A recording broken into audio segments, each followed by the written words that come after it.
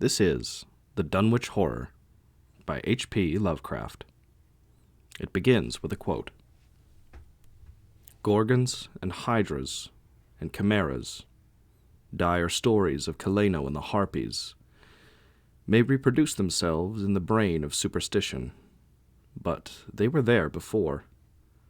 They are transcripts, types.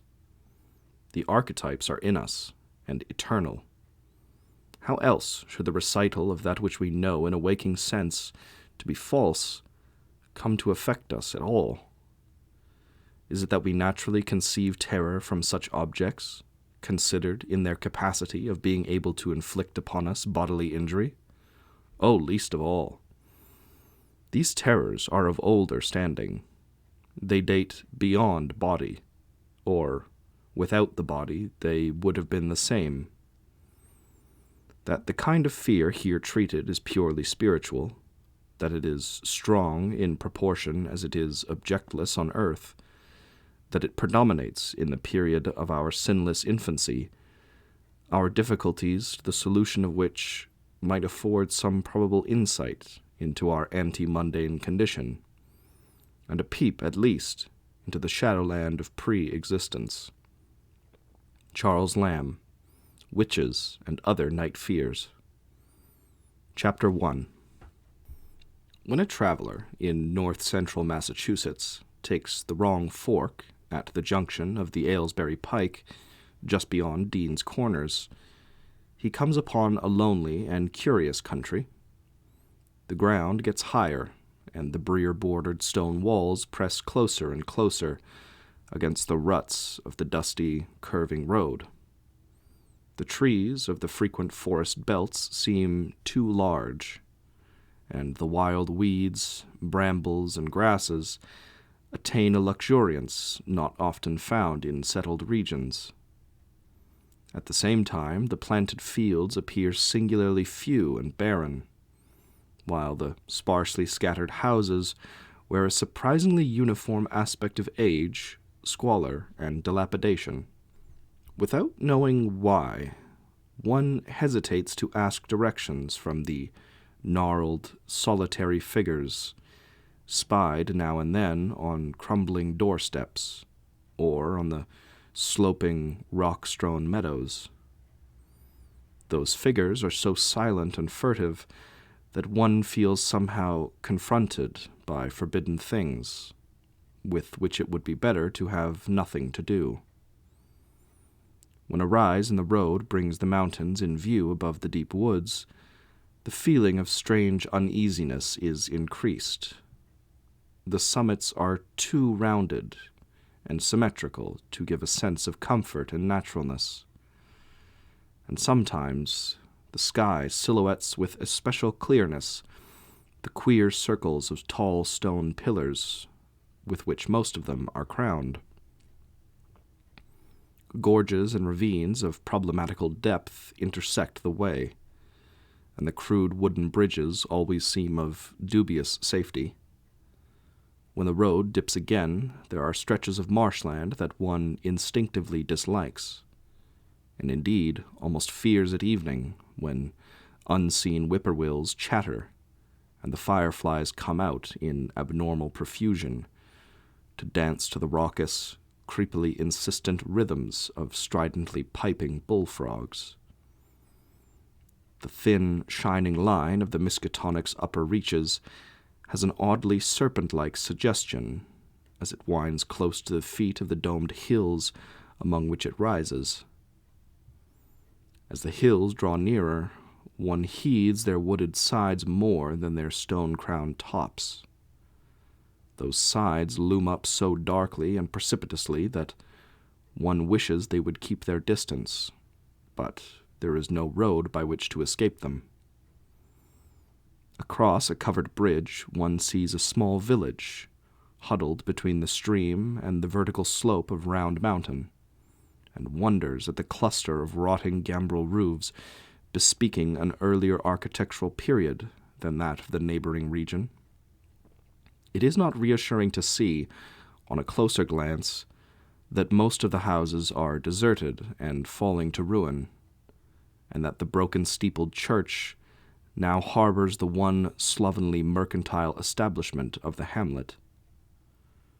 One dreads to trust the tenebrous tunnel of the bridge, yet there is no way to avoid it. Once across, it is hard to prevent the impression of a faint, malign odor about the village street, as of the massed mold and decay of centuries. It is always a relief to get clear of the place, and to follow the narrow road around the base of the hills and across the level country beyond, till it rejoins the Aylesbury Pike. Afterward, one sometimes learns that one has been through Dunwich. Outsiders visit Dunwich as seldom as possible, and since a certain season of horror, all the signboards pointing towards it have been taken down. The scenery, judged by any ordinary aesthetic canon, is more than commonly beautiful, yet there is no influx of artists or summer tourists. 2 centuries ago, when talk of witch blood, Satan worship, and strange forest presences was not laughed at, it was the custom to give reasons for avoiding the locality. In our sensible age, since the Dunwich horror of 1928 was hushed up by those who had the town's and the world's welfare at heart, people shun it without knowing exactly why. Perhaps one reason, though it cannot apply to uninformed strangers, is that the natives are now repellently decadent, having gone far along that path of retrogression so common in many New England backwaters. They have come to form a race by themselves, with the well-defined mental and physical stigmata of degeneracy and inbreeding. The average of their intelligence is woefully low, whilst their annals reek of overt viciousness and of half-hidden murders, incests, and deeds of almost unnameable violence and perversity. The old gentry, representing the 2 or 3 armigerous families which came from Salem in 1692, have kept somewhat above the general level of decay, though many branches are sunk into the sordid populace so deeply that only their names remain as a key to the origin they disgrace. Some of the Whateleys and the Bishops still send their eldest sons to Harvard and Miskatonic, though those sons seldom return to the moldering gambrel roofs under which they and their ancestors were born. No one, even those who have the facts concerning the recent horror, can say just what is the matter with Dunwich, though old legends speak of unhallowed rites and conclaves of the Indians, amidst which they called forbidden shapes of shadow out of the great rounded hills, and made wild orgiastic prayers that were answered by loud crackings and rumblings from the ground below. In 1747, the Reverend Abijah Hoadley, newly come to the Congregational Church at Dunwich Village, preached a memorable sermon on the close presence of Satan and his imps, in which he said, "It must be allowed that these blasphemies of an infernal train of demons are matters of too common knowledge to be denied. The cursed voices of Azazel and Buzrael, of Beelzebub and Belial, being heard now from underground by above a score of credible witnesses now living. I myself did not more than a fortnight ago catch a very plain discourse of evil powers in the hill behind my house, wherein there were a rattling and a rolling, groaning, screeching, and hissing, such as no things of this earth could raise up, and which must needs have come from those caves that only black magic can discover, and only the divil unlock." Mr. Hoadley disappeared soon after delivering this sermon, but the text, printed in Springfield, is still extant. Noises in the hills continued to be reported from year to year, and still form a puzzle to geologists and physiographers. Other traditions tell of foul odors near the hill-crowning circles of stone pillars, and of rushing, airy presences to be heard faintly at certain hours from stated points at the bottom of the great ravines, while still others try to explain the Devil's Hop Yard, a bleak, blasted hillside where no tree, shrub, or grass blade will grow. Then, too, the natives are mortally afraid of the numerous whippoorwills which grow vocal on warm nights. It is vowed that the birds are psychopomps, lying in wait for the souls of the dying, and that they time their eerie cries in unison with the sufferer's struggling breath. If they catch the fleeing soul when it leaves the body, they instantly flutter away, chittering in demonic laughter. But if they fail, they subside gradually into a disappointed silence. These tales, of course, are obsolete and ridiculous, because they come down from very old times. Dunwich is indeed ridiculously old, older by far than any of the communities within 30 miles of it. South of the village, one may still spy the cellar walls and chimney of the ancient bishop house, which was built before 1700, whilst the ruins of the mill at the falls, built in 1806, form the most modern piece of architecture to be seen. Industry did not flourish here, and the 19th century factory movement proved short-lived. Oldest of all are the great rings of rough-hewn stone columns on the hilltops, but these are more generally attributed to the Indians than to the settlers.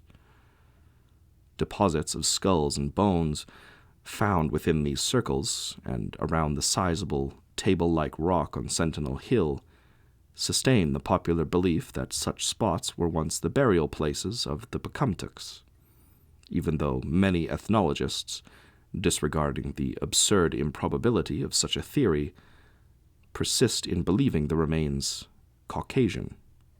Chapter 2.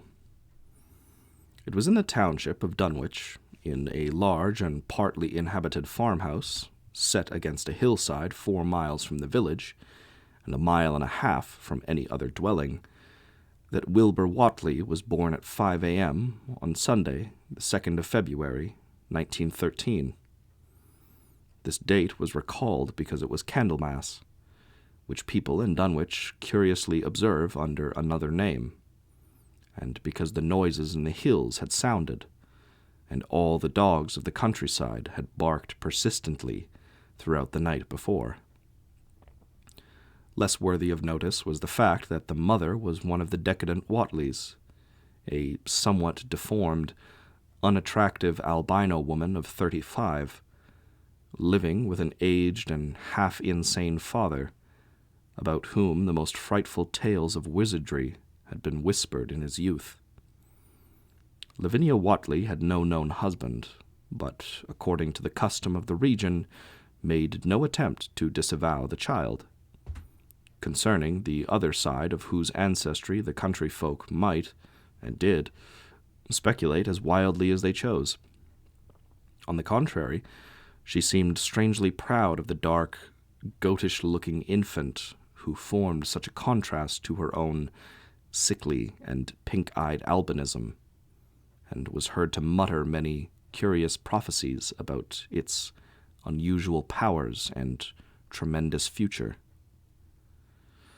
Lavinia was one who would be apt to mutter such things, for she was a lone creature, given to wandering amidst thunderstorms in the hills, and trying to read the great odorous books which her father had inherited through 2 centuries of Whatleys, and which were fast falling to pieces with age and wormholes. She had never been to school, but was filled with disjointed scraps of ancient lore that old Whatley had taught her.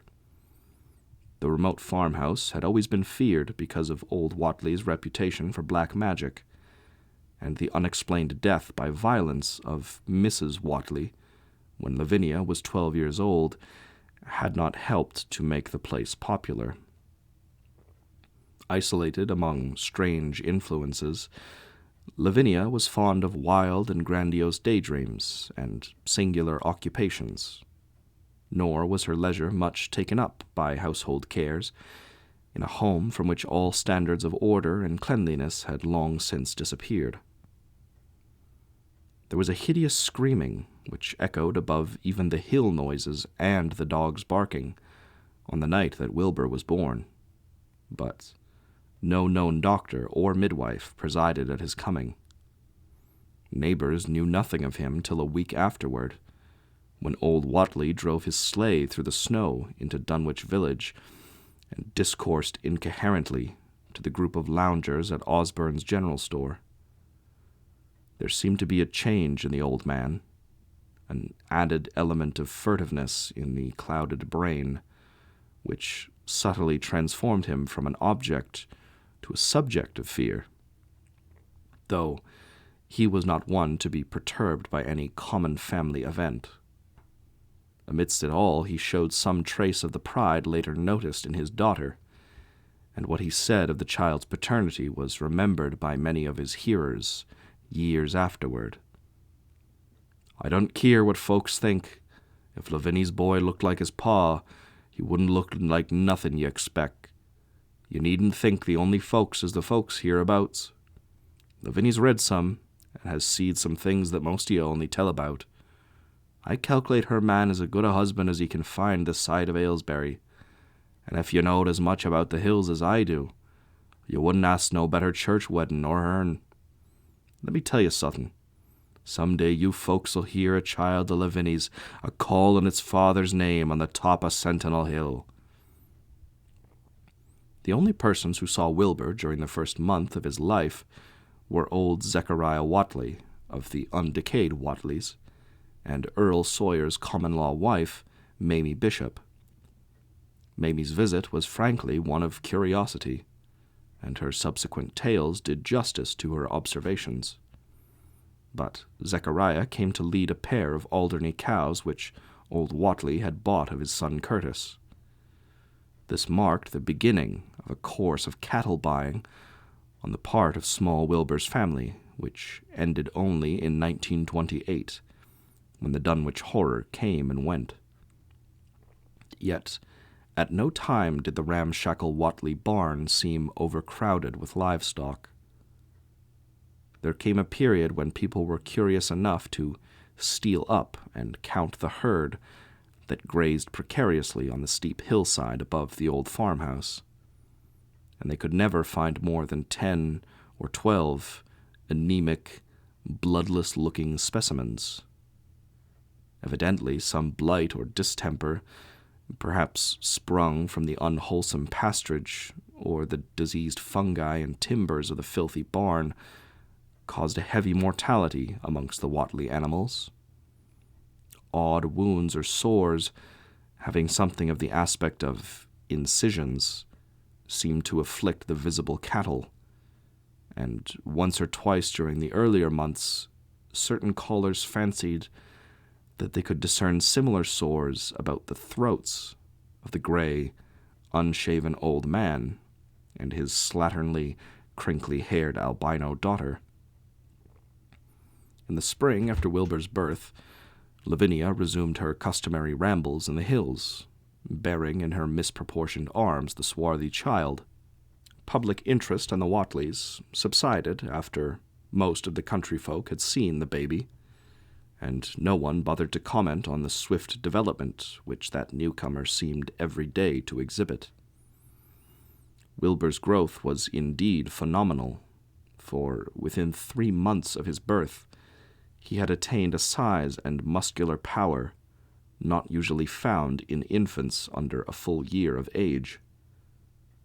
His motions and even his vocal sounds showed a restraint and deliberateness highly peculiar in an infant, and no one was really unprepared when, at 7 months, he began to walk unassisted, with falterings which another month was sufficient to remove.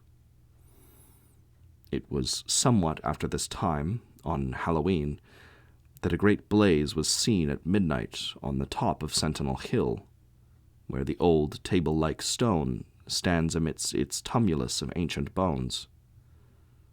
Considerable talk was started when Silas Bishop, of the undecayed bishops, mentioned having seen the boy running sturdily up that hill ahead of his mother about an hour before the blaze was remarked.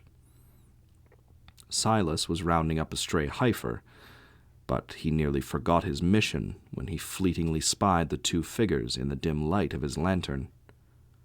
They darted almost noiselessly through the underbrush, and the astonished watcher seemed to think that they were entirely unclothed.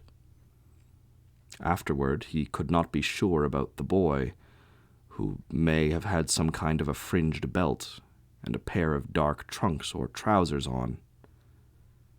Wilbur was never subsequently seen alive and conscious without complete and tightly buttoned attire, the disarrangement or threatened disarrangement of which always seemed to fill him with anger and alarm. His contrast with his squalid mother and grandfather in this respect was thought very notable, until the horror of 1928 suggested the most valid of reasons. The next January, gossips were mildly interested in the fact that Lavinia's black brat had commenced to talk, and at the age of only 11 months. His speech was somewhat remarkable, both because of its difference from the ordinary accents of the region, and because it displayed a freedom from infantile lisping, of which many children of 3 or 4 might well be proud. The boy was not talkative, yet when he spoke, he seemed to reflect some elusive element wholly unpossessed by Dunwich and its denizens. The strangeness did not reside in what he said, or even in the simple idioms he used, but seemed vaguely linked with his intonation, or with the internal organs that produced the spoken sounds. His facial aspect, too, was remarkable for its maturity, for, though he shared his mother's and grandfather's chinlessness, his firm and precociously shaped nose, united with the expression of his large, dark, almost Latin eyes, to give him an air of quasi-adulthood and well-nigh preternatural intelligence. He was, however, exceedingly ugly, despite his appearance of brilliancy, there being something almost goatish or animalistic about his thick lips, large pored yellowish skin, coarse crinkly hair, and oddly elongated ears.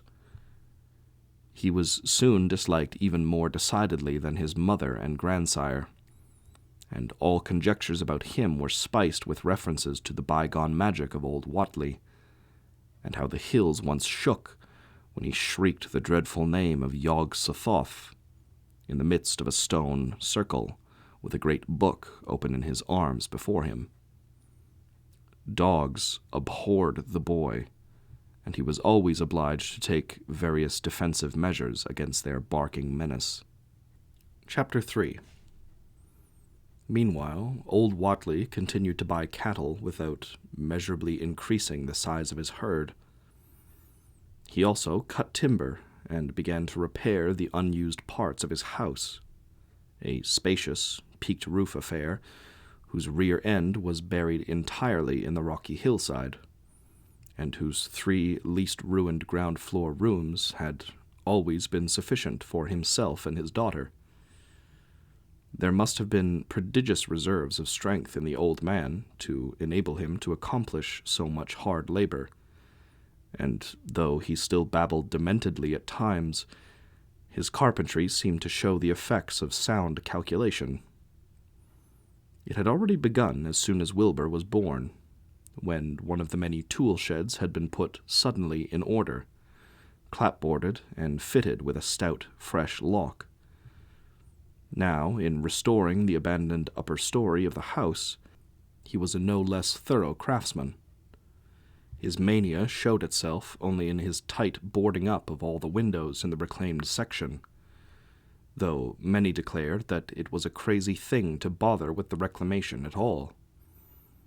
less inexplicable was his fitting up of another downstairs room for his new grandson, a room which several callers saw, though no one was ever admitted to the closely boarded upper story. This chamber he lined with tall, firm shelving, along which he began gradually to arrange, in apparently careful order, all of the rotting ancient books and parts of books, which during his own day had been heaped promiscuously in odd corners of the various rooms. "I made some use of 'em," he would say as he tried to mend a torn black-letter page with paste prepared on the rusty kitchen stove. "But the boy's fitting to make better use of 'em. He'd orter have 'em as well sot as he kin, for they're going to be all of his learning." When Wilbur was a year and 7 months old, in September of 1914, his size and accomplishments were almost alarming. He had grown as large as a child of 4, and was a fluent and incredibly intelligent talker. He ran freely about the fields and hills, and accompanied his mother on all her wanderings. At home he would pore diligently over the queer pictures and charts in his grandfather's books, while old Whatley would instruct and catechize him through long, hushed afternoons. By this time the restoration of the house was finished, and those who watched it wondered why one of the upper windows had been made into a solid plank door. It was a window in the rear of the east gable end, close against the hill, and no one could imagine why a cleated wooden runway was built up to it from the ground. About the period of this work's completion, people noticed that the old tool house, tightly locked and windowlessly clapboarded since Wilbur's birth, had been abandoned again. The door swung listlessly open, and when Earl Sawyer once stepped within after a cattle-selling call on old Whatley, he was quite discomposed by the singular odor he encountered. Such a stench, he averred, as he had never before smelt in all his life, except near the Indian circles on the hills, and which could not have come from anything sane or of this earth. But then, the homes and sheds of Dunwich folk have never been remarkable for olfactory immaculateness. The following months were void of visible events, save that everyone swore to a slow but steady increase in the mysterious hill noises. On May Eve of 1915, there were tremors which even the Aylesbury people felt, whilst the following Halloween produced an underground rumbling, queerly synchronized with bursts of flame, them which Whatley's doin', from the summit of Sentinel Hill. Wilbur was growing up uncannily, so that he looked like a boy of 10 as he entered his 4th year. He read avidly by himself now, but talked much less than formerly. A settled taciturnity was absorbing him, and for the first time people began to speak specifically of the dawning look of evil in his goatish face. He would sometimes mutter an unfamiliar jargon, and chant in bizarre rhythms which chilled the listener with a sense of unexplainable terror. The aversion displayed towards him by dogs had now become a matter of wide remark, and he was obliged to carry a pistol in order to traverse the countryside in safety. His occasional use of the weapon did not enhance his popularity amongst the owners of canine guardians. The few callers at the house would often find Lavinia alone on the ground floor, while odd cries and footsteps resounded in the boarded-up second story. She would never tell what her father and the boy were doing up there, though once she turned pale and displayed an abnormal degree of fear when a jocose fish peddler tried the locked door leading to the stairway. That peddler told the store loungers at Dunwich Village that he thought he heard a horse stamping on that floor above. The loungers reflected, thinking of the door and runway, and of the cattle that so swiftly disappeared. Then they shuddered as they recalled tales of old Whatley's youth, and of the strange things that are called out of the earth when a bullock is sacrificed at the proper time to certain heathen gods. It had for some time been noticed that dogs had begun to hate and fear the whole Whatley place, as violently as they hated and feared young Wilbur personally. In 1917 the war came, and Squire Sawyer Whatley, as chairman of the local draft board, had hard work finding a quota of young Dunwich men fit even to be sent to a development camp. The government, alarmed at such signs of wholesale regional decadence, sent several officers and medical experts to investigate, conducting a survey which New England newspaper readers may still recall. It was the publicity attending this investigation which set reporters on the track of the Whatleys, and caused the Boston Globe and the Arkham Advertiser to print flamboyant Sunday stories of young Wilbur's precociousness, old Whatley's black magic, the shelves of strange books, the sealed second story of the ancient farmhouse, and the weirdness of the whole region and its hill noises. Wilbur was 4.5 then, and looked like a lad of 15. His lips and cheeks were fuzzy with a coarse dark down, and his voice had begun to break. Earl Sawyer went out to the Whatley place with both sets of reporters and cameramen, and called their attention to the queer stench which now seemed to trickle down from the sealed upper spaces.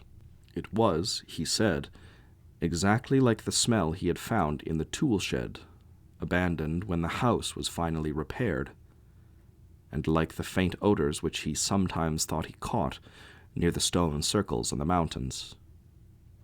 Dunwich folk read the stories when they appeared, and grinned over the obvious mistakes. They wondered, too, why the writers made so much of the fact that old Whatley always paid for his cattle in gold pieces of extremely ancient date.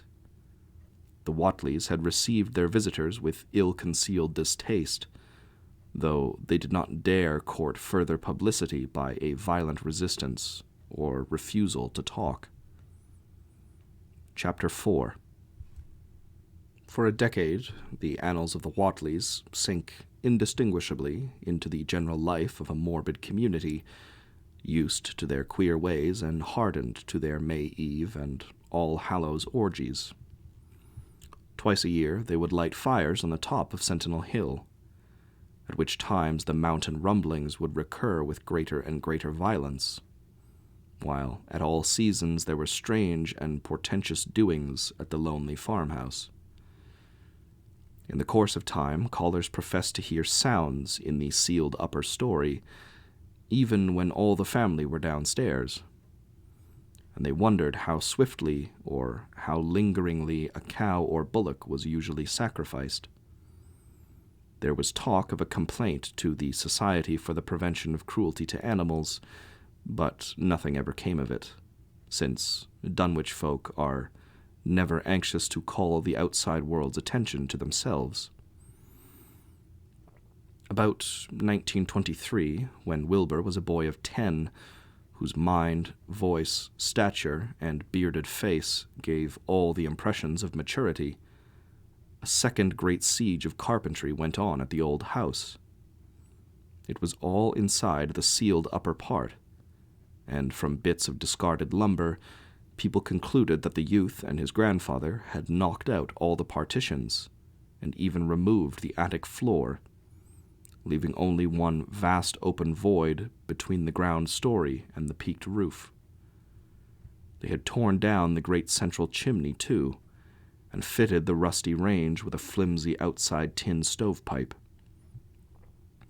In the spring after this event, old Whatley noticed the growing number of whippoorwills that would come out of Cold Spring Glen to chirp under his window at night. He seemed to regard the circumstance as one of great significance, and told the loungers at Osborne's that he thought his time had almost come. "They whistle jest in tune with my breathin' now," he said, and I guess they're getting ready to catch my soul. They know it's a-going out, and don't calculate to miss it. You'll know, boys, arter I'm gone, whether they get me or not. If they do, they'll keep up a singin' a laughin' till break o' day. If they don't, they'll kinder quiet down like. I expect them and the souls they hunts for have some pretty tough tussles sometimes." On Lammas night, 1924, Dr. Houghton of Aylesbury was hastily summoned by Wilbur Whatley, who had lashed his one remaining horse through the darkness and telephoned from Osborne's in the village. He found old Whatley in a very grave state, with a cardiac action and stertorous breathing that told of an end not far off. The shapeless albino daughter and the oddly bearded grandson stood by the bedside, whilst from the vacant abyss overhead there came a disquieting suggestion of rhythmical surging or lapping, as of the waves on some level beach. The doctor, though, was chiefly disturbed by the chattering night birds outside, a seemingly limitless legion of whippoorwills that cried their endless message in repetitions timed diabolically to the wheezing gasps of the dying man. It was uncanny and unnatural. Too much, thought Dr. Houghton, like the whole region he had entered so reluctantly in response to the urgent call. Towards 1 o'clock, old Whatley gained consciousness and interrupted his wheezing to choke out a few words to his grandson. "More space, Willie. More space soon. You grows, and that grows faster. It'll be ready to sarve you soon, boy. Open up the gates to Yog-Sothoth with a long chant that you'll find on page 752 of the complete edition, and then put a match to the prison. Fire from earth can't burn it now." He was obviously quite mad. After a pause, during which the flock of whippoorwills outside adjusted their cries to the altered tempo, while some indications of the strange hill noises came from afar off, he added another sentence or two. "Feed it reg'lar, Willie, and mind the quantity. But don't let it grow too fast for the place, for if it busts quarters or gets out before he opens to Yog-Sothoth, it's all over and no use. Only them from beyond can make it multiply and work. Only them, the old uns as wants to come back." But speech gave place to gasps again, and Lavinia screamed at the way the whippoorwills followed the change. It was the same for more than an hour, when the final throaty rattle came. Dr. Houghton drew shrunken lids over the glazing gray eyes as the tumult of birds faded imperceptibly to silence. Lavinia sobbed, but Wilbur only chuckled, whilst the hill noises rumbled faintly. "They didn't get 'em," he muttered in his heavy bass voice. Wilbur was by this time a scholar of really tremendous erudition in his one-sided way, and was quietly known by correspondence to many librarians in distant places, where rare and forbidden books of old days are kept. He was more and more hated and dreaded around Dunwich because of certain youthful disappearances, which suspicion had laid vaguely at his door, but was always able to silence inquiry through fear, or through use of that fund of old-time gold, which still, as in his grandfather's time, went forth regularly and increasingly for cattle buying. He was now tremendously mature of aspect, and his height, having reached the normal adult limit, seemed inclined to wax beyond that figure.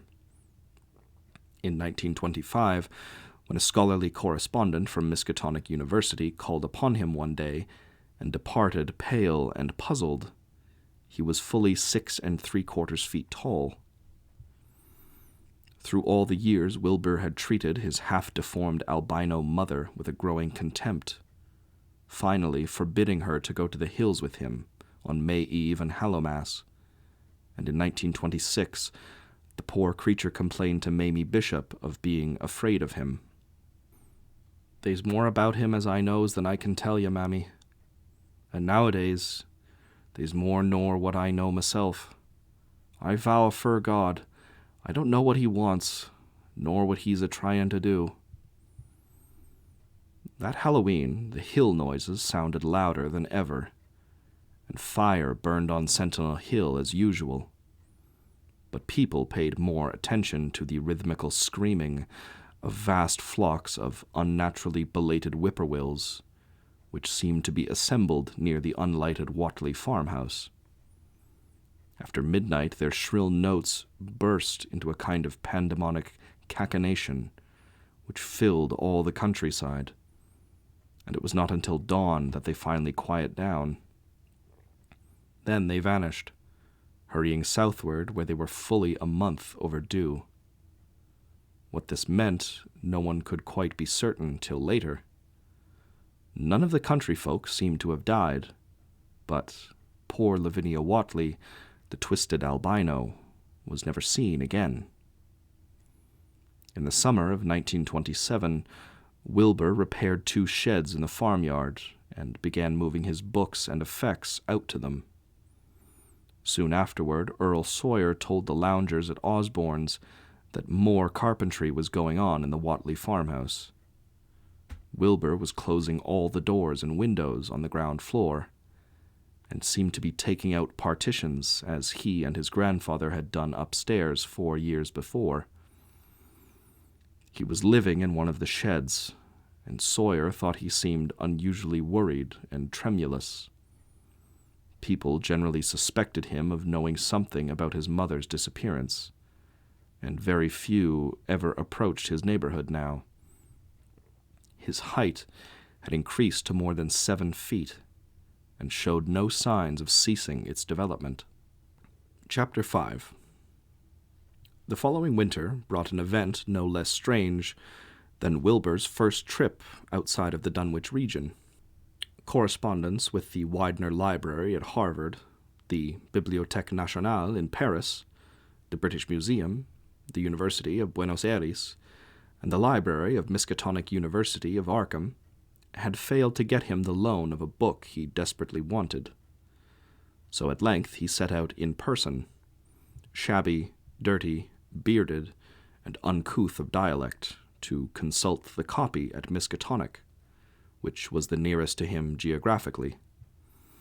Almost 8 feet tall, and carrying a cheap new valise from Osborne's general store, this dark and goatish gargoyle appeared one day in Arkham, in quest of the dreaded volume kept under lock and key at the college library, the hideous Necronomicon of the mad Arab Abdul al-Hazred in Olaus Wormius's Latin version, as printed in Spain in the 17th century.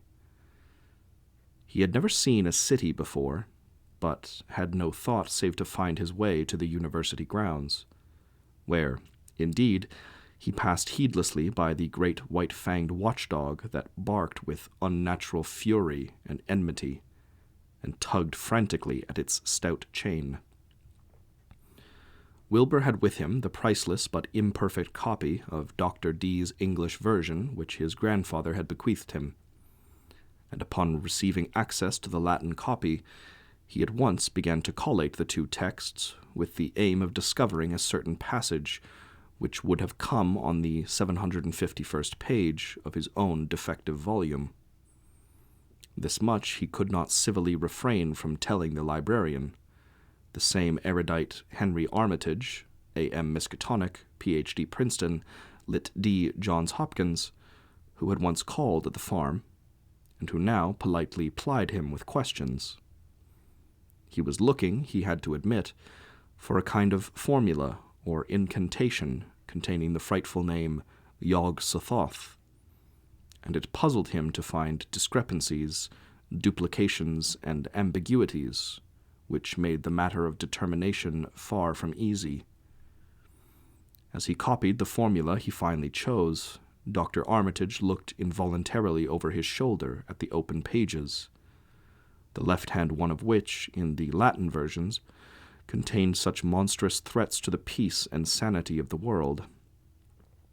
"Nor is it to be thought," ran the text as Armitage mentally translated it, "that man is either the oldest or the last of earth's masters, or that the common bulk of life and substance walks alone. The old ones were, the old ones are, and the old ones shall be. Not in the spaces we know, but between them. They walk serene and primal, undimensioned and to us unseen. Yog-Sothoth knows the gate. Yog-Sothoth is the gate. Yog-Sothoth is the key and guardian of the gate. Past, present, future, all are one in Yog-Sothoth. He knows where the old ones broke through of old, and where they shall break through again. He knows where they have trod earth's fields, and where they still tread them, and why no one can behold them as they tread. By their smell can men sometimes know them near, but of their semblance can no man know, saving only in the features of those they have begotten on mankind. And of those are there many sorts, differing in likeness from man's truest eidolon to that shape without sight or substance which is them. They walk unseen and foul in lonely places, where the words have been spoken and the rites howled through at their seasons.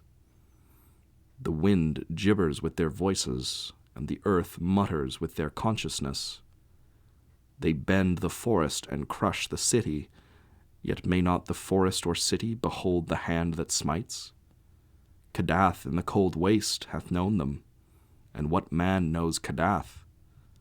The ice desert of the south and the sunken isles of ocean hold stones whereon their seal is engraven. But who hath seen the deep frozen city, or the sealed tower long garlanded with seaweed and barnacles?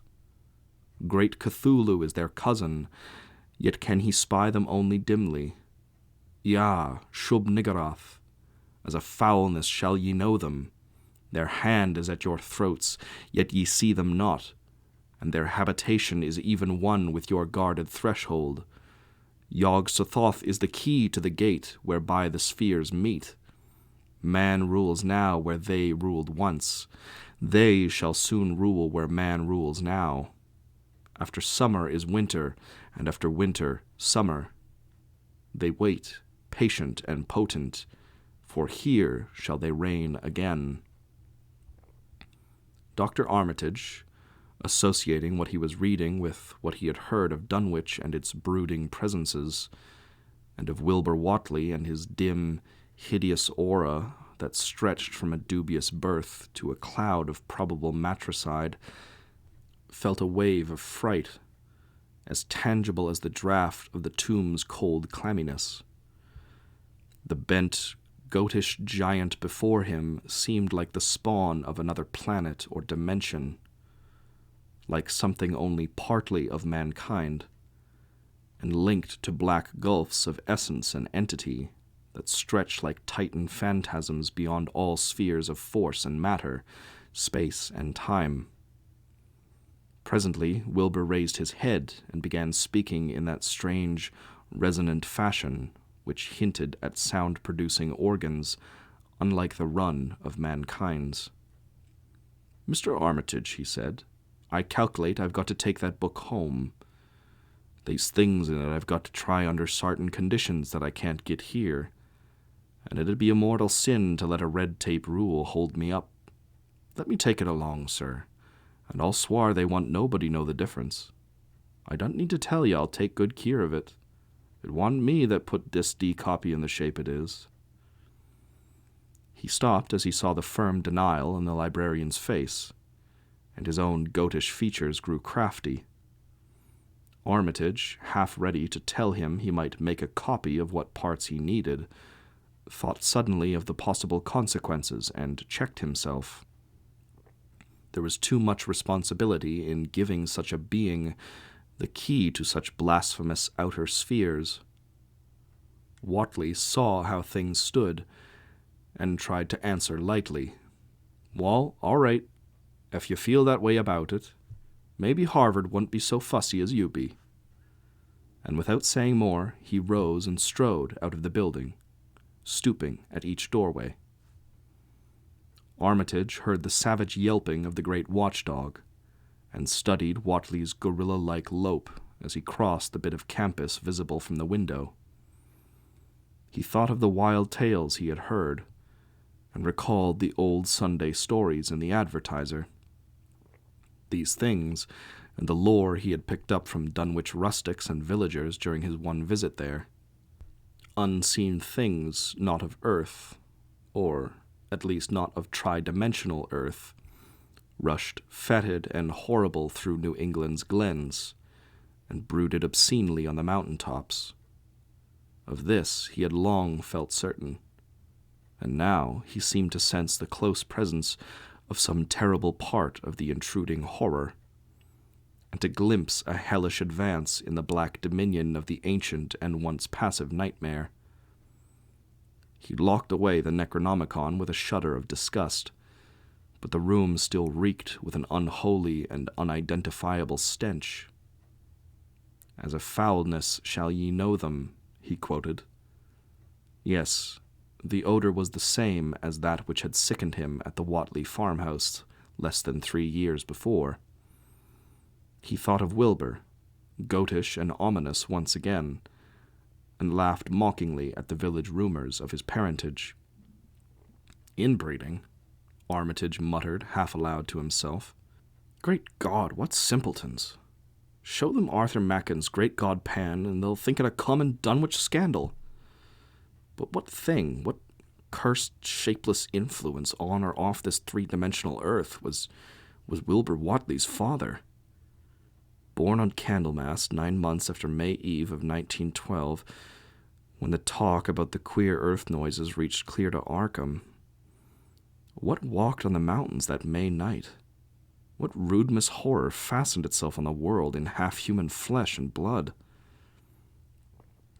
During the ensuing weeks, Dr. Armitage set about to collect all possible data on Wilbur Whatley and the formless presences around Dunwich. He got in communication with Dr. Houghton of Aylesbury, who had attended old Whatley in his last illness, and found much to ponder over in the grandfather's last words as quoted by the physician. A visit to Dunwich village failed to bring out much that was new, but a close survey of the Necronomicon, in those parts which Wilbur had sought so avidly, seemed to supply new and terrible clues to the nature, methods, and desires of the strange evil so vaguely threatening this planet. Talks with several students of archaic lore in Boston, and letters to many others elsewhere, gave him a growing amazement which passed slowly through varied degrees of alarm to a state of really acute spiritual fear. As the summer drew on, he felt dimly that something ought to be done about the lurking terrors of the upper Miskatonic Valley, and about the monstrous being known to the world as Wilbur Whatley. Chapter 6. The Dunwich horror itself came between Lammas and the equinox in 1928, and Dr. Armitage was among those who witnessed its monstrous prologue. He had heard, meanwhile, of Whatley's grotesque trip to Cambridge, and of his frantic efforts to borrow or copy from the Necronomicon at the Widener Library. Those efforts had been in vain, since Armitage had issued warnings of the keenest intensity to all librarians having charge of the dreaded volume. Wilbur had been shockingly nervous at Cambridge, anxious for the book, yet almost equally anxious to get home again, as if he feared the results of being away for long. Early in August, the half-expected outcome developed, and in the small hours of the 3rd, Dr. Armitage was awakened suddenly by the wild, fierce cries of the savage watchdog on the college campus. Deep and terrible, the snarling, half-mad growls and barks continued, always in mounting volume, but with hideously significant pauses. Then there rang out a scream from a wholly different throat, such a scream as roused half the sleepers of Arkham, and haunted their dreams ever afterward. Such a scream as could come from no being born of earth, or wholly of earth. Armitage, hastening into some clothing and rushing across the street and lawn to the college buildings, saw that others were ahead of him, and heard the echoes of a burglar alarm still shrilling from the library. An open window showed black and gaping in the moonlight. What had come had indeed completed its entrance, for the barking and the screaming, now fast fading into a mixed low growling and moaning, proceeded unmistakably from within. Some instinct warned Armitage that what was taking place was not a thing for unfortified eyes to see, so he brushed back the crowd with authority as he unlocked the vestibule door. Among the others he saw Professor Warren Rice and Dr. Francis Morgan, men to whom he had told some of his conjectures and misgivings, and these two he motioned to accompany him inside. The inward sounds, except for a watchful, droning whine from the dog, had by this time quite subsided, but Armitage now perceived with a sudden start that a loud chorus of whippoorwills among the shrubbery had commenced a damnably rhythmical piping, as if in unison with the last breaths of a dying man. The building was full of a frightful stench which Dr. Armitage knew too well, and the three men rushed across the hall to the small genealogical reading room whence the low whining came. For a second, nobody dared to turn on the light. Then Armitage summoned up his courage and snapped the switch. One of the three, it is not certain which, shrieked aloud at what sprawled before them among disordered tables and overturned chairs. Professor Rice declares that he wholly lost consciousness for an instant, though he did not stumble or fall. The thing that lay half-bent on its side in a fetid pool of greenish-yellow ichor and tarry stickiness was almost 9 feet tall, and the dog had torn off all the clothing and some of the skin. It was not quite dead, but twitched silently and spasmodically, while its chest heaved in monstrous unison with the mad piping of the expectant whippoorwills outside. Bits of shoe leather and fragments of apparel were scattered about the room, and just inside the window an empty canvas sack lay where it had evidently been thrown. Near the central desk a revolver had fallen, a dented but undischarged cartridge later explaining why it had not been fired. The thing itself, however, crowded out all other images at the time. It would be trite and not wholly accurate to say that no human pen could describe it, but one may properly say that it could not be vividly visualized by anyone whose ideas of aspect and contour are too closely bound up with the common life forms of this planet and of the 3 known dimensions. It was partly human, beyond a doubt, with very man-like hands and head, and the goatish, chinless face had the stamp of the Watleys upon it. But the torso and lower parts of the body were tetralogically fabulous, so that only generous clothing could ever have enabled it to walk on earth unchallenged or uneradicated. Above the waist it was semi-anthropomorphic, though its chest, where the dog's rending paws still rested watchfully, had the leathery, reticulated hide of a crocodile or alligator. The back was pibbled with yellow and black, and dimly suggested the squamous covering of certain snakes. Below the waist, though, it was the worst, for here all human resemblance left off, and sheer fantasy began. The skin was thickly covered with coarse black fur, and from the abdomen a score of long, greenish-gray tentacles with red, sucking mouths protruded limply. Their arrangement was odd, and seemed to follow the symmetries of some cosmic geometry unknown to Earth or the solar system.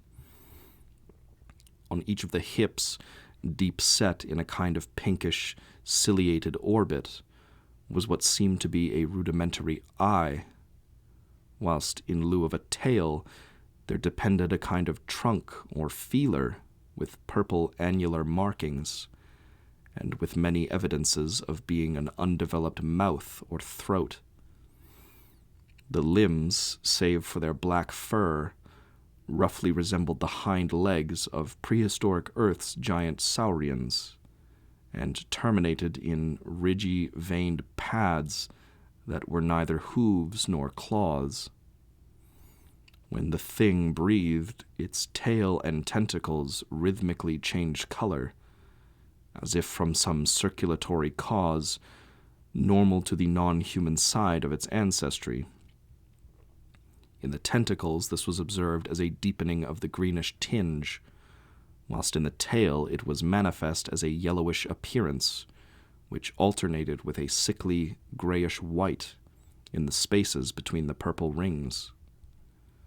Of genuine blood there was none, only the fetid greenish-yellow ichor which trickled along the painted floor beyond the radius of the stickiness and left a curious discoloration behind it. As the presence of the three men seemed to rouse the dying thing, it began to mumble without turning or raising its head. Dr. Armitage made no written record of its mouthings, but asserts confidently that nothing in English was uttered. At first, the syllables defied all correlation with any speech of Earth, but towards the end, there came some disjointed fragments evidently taken from the Necronomicon, that monstrous blasphemy in quest of which the thing had perished. These fragments, as Armitage recalls them, ran something like Ngai, Ngaga, Bug Shagoth, Yaha, Yog Sothoth, Yog Sothoth. They trailed off into nothingness as the whippoorwills shrieked in rhythmical crescendos of unholy anticipation. Then came a halt in the gasping, and the dog raised its head in a long, lugubrious howl. A change came over the yellowish, goatish face of the prostrate thing, and the great black eyes fell in appallingly. Outside the window, the shrilling of the whippoorwills had suddenly ceased, and above the murmurs of the gathering crowd there came the sound of a panic-struck whirring and fluttering. Against the moon, vast clouds of feathery watchers rose and raced from sight, frantic at that which they had sought for prey. All at once the dog started up abruptly, gave a frightened bark, and leaped nervously out of the window by which it had entered. A cry rose from the crowd, and Dr. Armitage shouted to the men outside that no one must be admitted till the police or the medical examiner came. He was thankful that the windows were just too high to permit of peering in, and drew the dark curtains carefully down over each one. By this time 2 policemen had arrived, and Dr. Morgan, meeting them in the vestibule, was urging them for their own sakes to postpone entrance to the stench-filled reading room till the examiner came and the prostrate thing could be covered up. Meanwhile, frightful changes were taking place on the floor.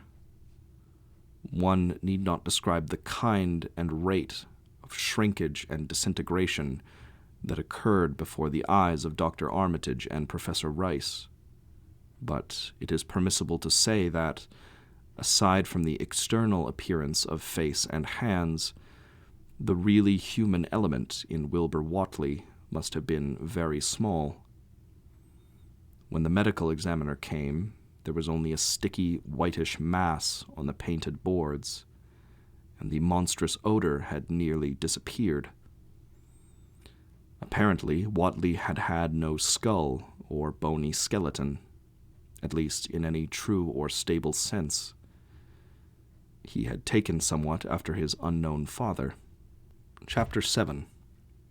Yet, all this was only the prologue of the actual Dunwich horror, Formalities were gone through by bewildered officials, abnormal details were duly kept from press and public, and men were sent to Dunwich and Aylesbury to look up property and notify any who might be heirs of the late Wilbur Whatley. They found the countryside in great agitation, both because of the growing rumblings beneath the domed hills, and because of the unwanted stench and the surging, lapping sounds which came increasingly from the great empty shell formed by Whatley's boarded-up farmhouse. Earl Sawyer, who tended the horse and cattle during Wilbur's absence, had developed a woefully acute case of nerves. The officials devised excuses not to enter the noisome boarded place, and were glad to confine their survey of the deceased's living quarters, the newly mended sheds, to a single visit. They filed a ponderous report at the courthouse in Aylesbury, and litigations concerning heirship are said to be still in progress amongst the innumerable Whatleys, decayed and undecayed, of the upper Miskatonic Valley.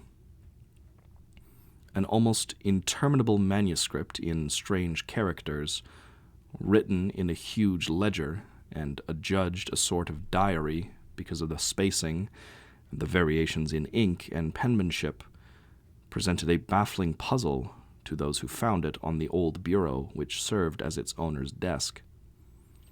After a week of debate, it was sent to Miskatonic University, together with the deceased's collection of strange books, for study and possible translation.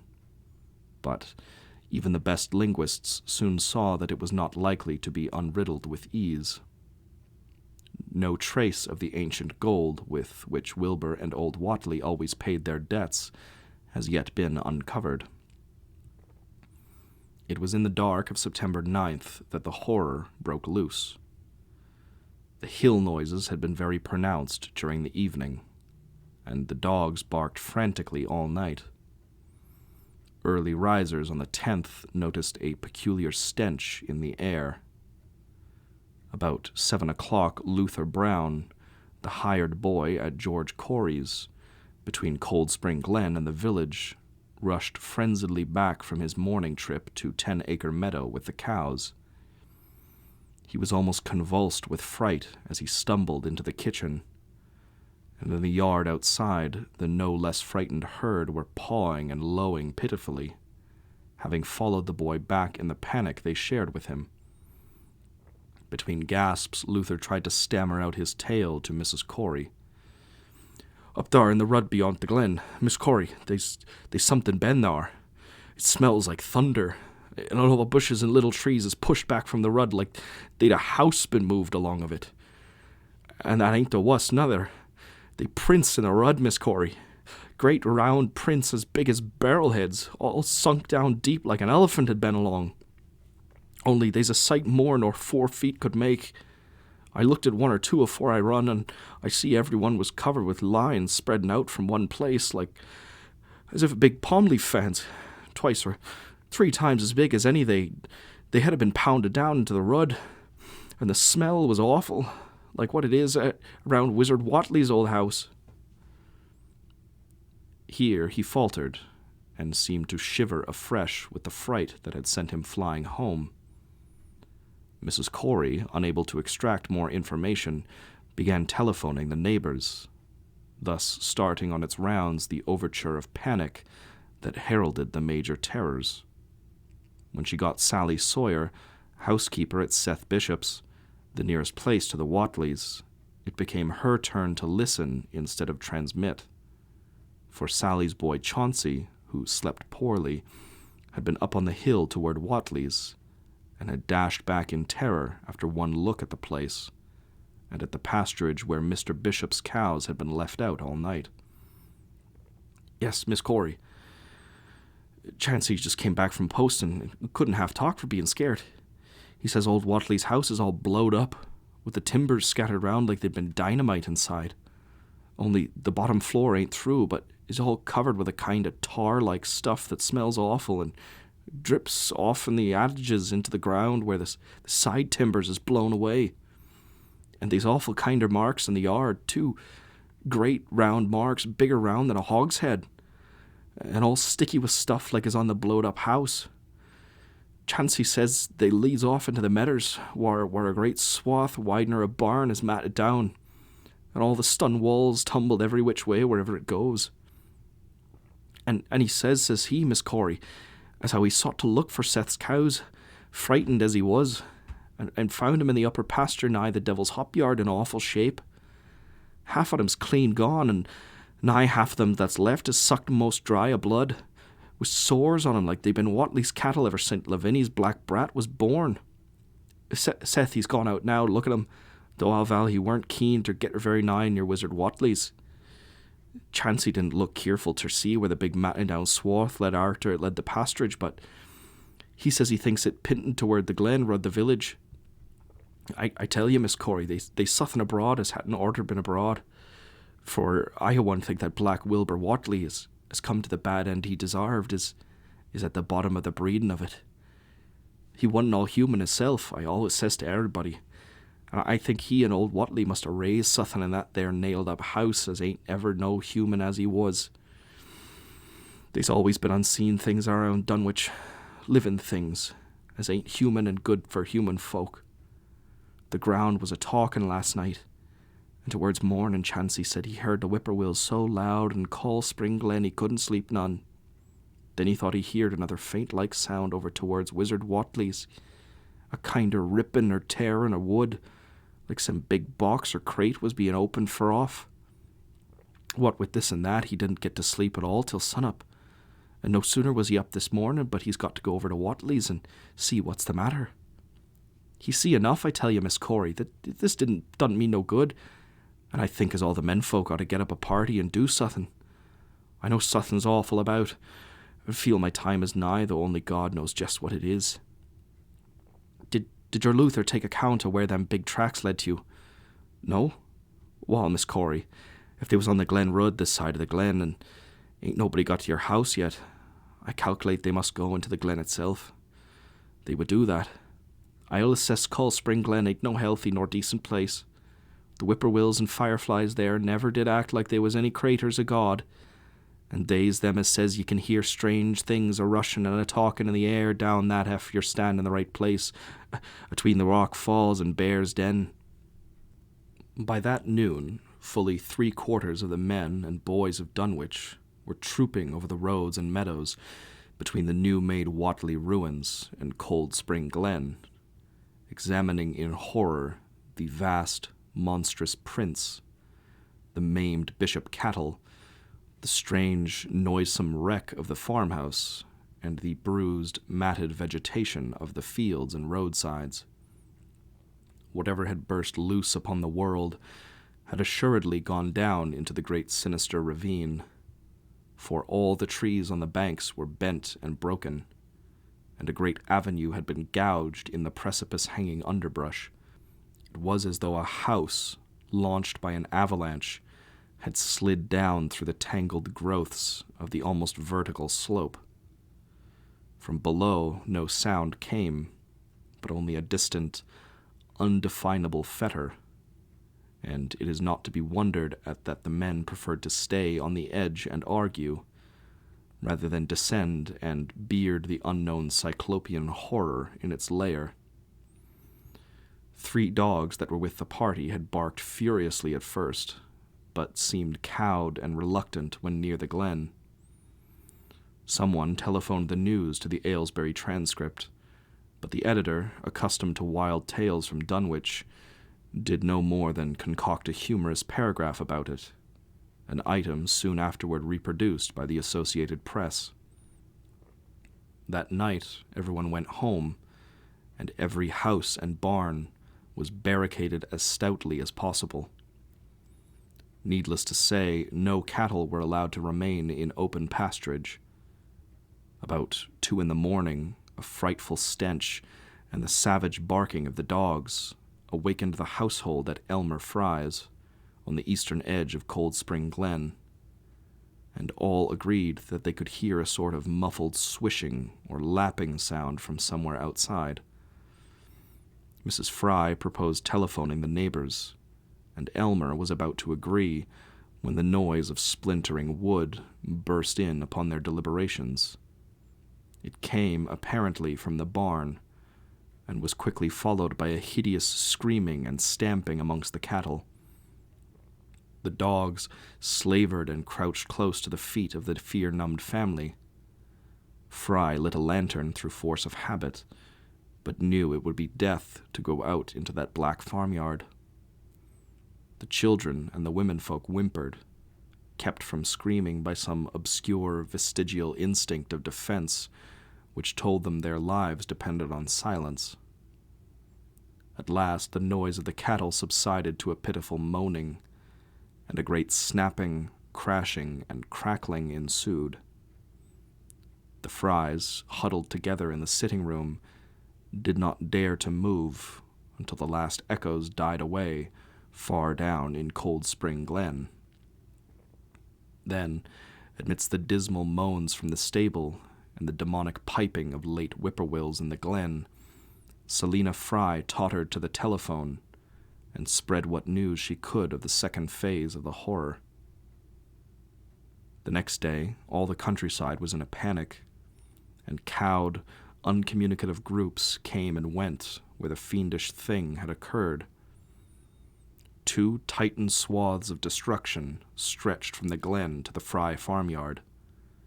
Monstrous prints covered the bare patches of ground, and one side of the old red barn had completely caved in.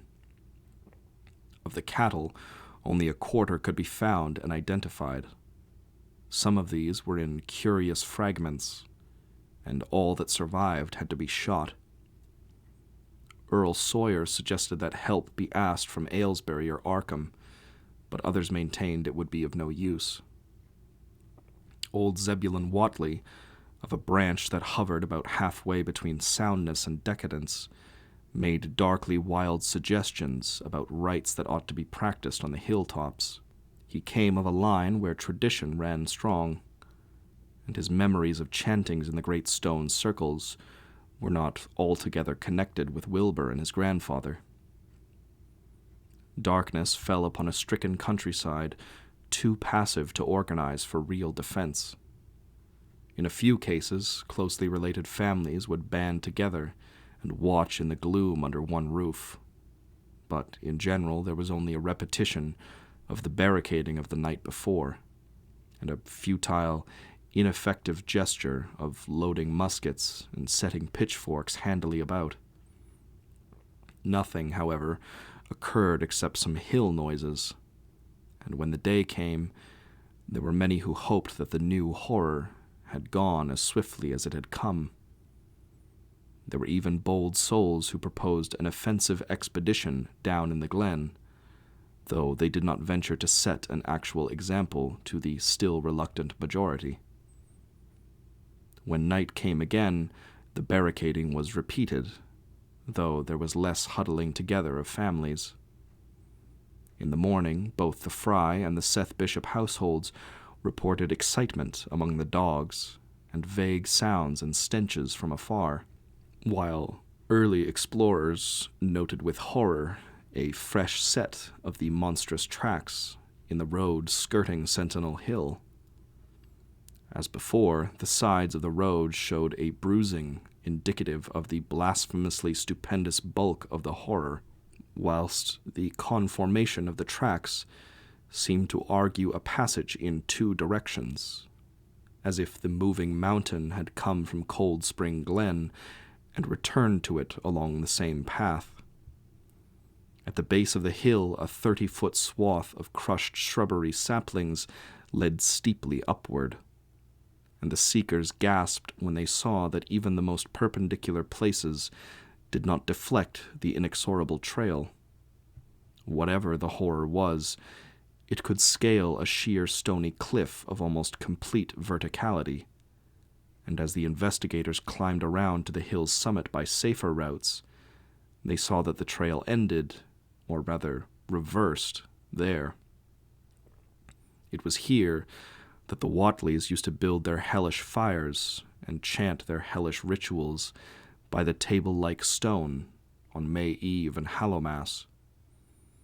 Now that very stone formed the center of a vast space thrashed around by the mountainous horror, whilst upon its slightly concave surface was a thick and fetid deposit of the same tarry stickiness observed on the floor of the ruined Whatley farmhouse when the horror escaped. Men looked at one another and muttered. Then they looked down the hill. Apparently, the horror had descended by a route much the same as that of its ascent. To speculate was futile. Reason, logic, and normal ideas of motivation stood confounded.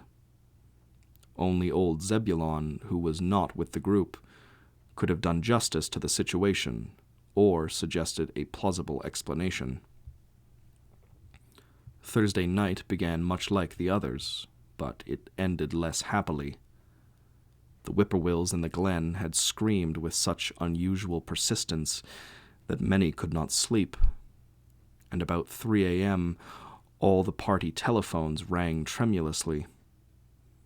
Those who took down their receivers heard a fright-mad voice shriek out, "Help! Oh my God!" And some thought a crashing sound followed the breaking off of the exclamation. There was nothing more. No one dared to do anything, and no one knew till morning whence the call came. Then those who had heard it called everyone on the line, and found that only the Frys did not reply. The truth appeared an hour later, when a hastily assembled group of armed men trudged out to the Fry place at the head of the glen. It was horrible, yet hardly a surprise. There were more swaths and monstrous prints, but there was no longer any house. It had caved in like an eggshell, and amongst the ruins, nothing living or dead could be discovered. Only a stench and a tarry stickiness. The Elmer Frys had been erased from Dunwich. Chapter 8. In the meantime, a quieter, yet even more spiritually poignant phase of the horror had been blackly unwinding itself behind the closed door of a shelf-lined room in Arkham. The curious manuscript record, or diary, of Wilbur Whatley, delivered to Miskatonic University for translation, had caused much worry and bafflement among the experts in languages both ancient and modern. Its very alphabet, notwithstanding a general resemblance to the heavily shaded Arabic used in Mesopotamia, being absolutely unknown to any available authority. The final conclusion of the linguists was that the text represented an artificial alphabet, giving the effect of a cipher, though none of the usual methods of cryptographic solution seemed to furnish any clue, even when applied on the basis of every tongue the writer might conceivably have used. The ancient books taken from Whatley's quarters, while absorbingly interesting and in several cases promising to open up new and terrible lines of research among philosophers and men of science, were of no assistance whatever in this matter. One of them, a heavy tome with an iron clasp, was in another unknown alphabet, this one of a very different cast, resembling Sanskrit more than anything else. The old ledger was at length given wholly into the charge of Dr. Armitage, both because of his peculiar interest in the Whatley matter and because of his wide linguistic learning and skill in the mystic formulae of antiquity and the Middle Ages. Armitage had an idea that the alphabet might be something esoterically used by certain forbidden cults which have come down from old times, and which have inherited many forms and traditions from the wizards of the Saracenic world. That question, however, he did not deem vital, since it would be unnecessary to know the origin of the symbols if, as he suspected, they were used as a cipher in a modern language. It was his belief that, considering the great amount of text involved, the writer would scarcely have wished the trouble of using another speech than his own. save perhaps in certain special formulae and incantations. Accordingly, he attacked the manuscript with the preliminary assumption that the bulk of it was in English. Dr. Armitage knew, from the repeated failures of his colleagues, that the riddle was a deep and complex one, and that no simple mode of solution could merit even a trial. All through late August, he fortified himself with the massed lore of cryptography, drawing upon the fullest resources of his own library, and wading night after night amidst the arcana of Trithemius's Polygraphia, Giambattista Porta's De Forvitiis Literatum Notus, De Vigeneres Trait de Chiffre, Falconer's Cryptomenesis Perfecta, Davies and Thickness's 18th century treatises, and such fairly modern authorities as Blair, von Martin, and Kluber's Cryptographique.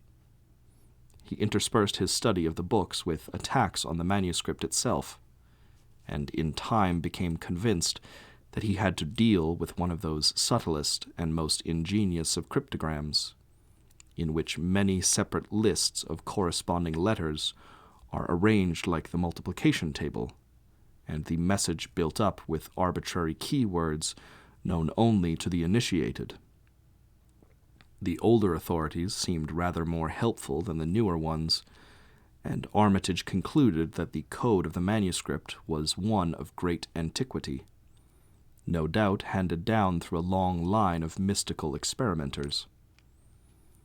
Several times he seemed near daylight, only to be set back by some unforeseen obstacle.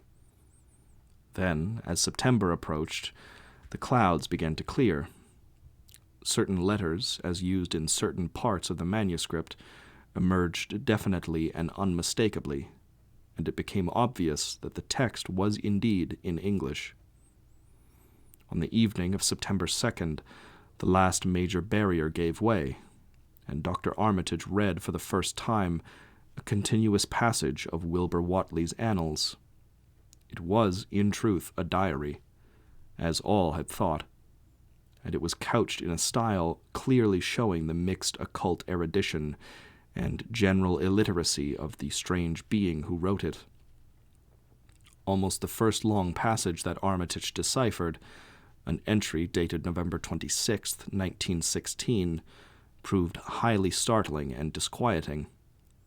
It was written, he remembered, by a child of 3.5, who looked like a lad of 12 or 13.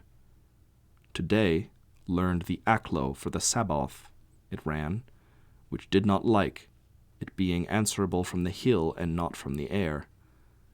That upstairs more ahead of me than I had thought it would be, and it is not like to have much earth brain.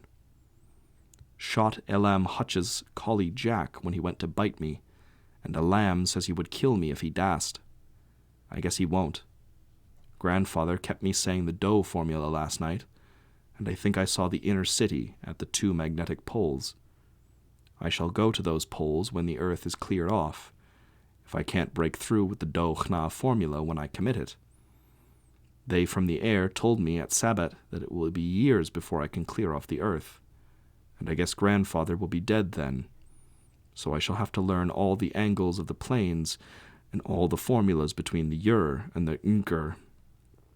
They from outside will help, but they cannot take body without human blood. That upstairs looks it will have the right cast. I can see it a little when I make the Voorish sign, or blow the powder of Ibn Ghazi at it, and it is near like them at May Eve on the hill. The other face may wear off some. I wonder how I shall look when the earth is cleared and there are no earth beings on it. He that came with the Aklo Sabbath said I may be transfigured, there being much of outside to work on.